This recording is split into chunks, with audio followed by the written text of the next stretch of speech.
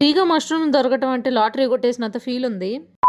అందరికి welcome back to another new video. Mushrooms వచ్చేసి మాకు రొయ్యల చెరువులు అయితే ఉన్నాయి అనమాట. అక్కడ ఫ్రీగా అయితే దొరికేసినాయి. ఇప్పుడు చిన్న పుట్టుకుడులకు ఉన్న డిమాండ్కి అవి ఫ్రీగా దొరకటం అంటే ఏదో లాటరీ దక్కినంత ఫీలింగ్ ఉంది. మా అమ్మ నేను వచ్చేలోపు ఆగలేకపోయింది. ఈ లోపే పొయ్యి మీద ఉల్లిగడ్డలు, పచ్చిమిర్చి, కరివేపాకు తాలింపు కూడా అయితే వేసేసింది. మా ఇంట్లో దేనిలో అయినా క్యాప్సికమ్ వేసుకునే అలవాటు. మీరు ఇష్టం ఉంటే వేసుకోండి, వేసుకోలేకపోయినా ఏం పర్వాలేదు. మష్రూమ్ మాత్రం పొట్టలోకి అయితే పోతుంది తప్పకుండా.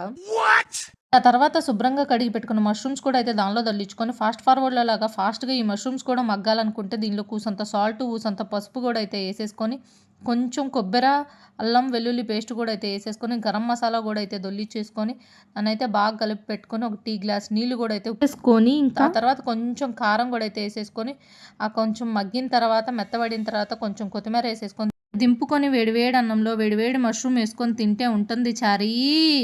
అయితే మూతి కాలుతుంది, ఇంకేమవుతుంది.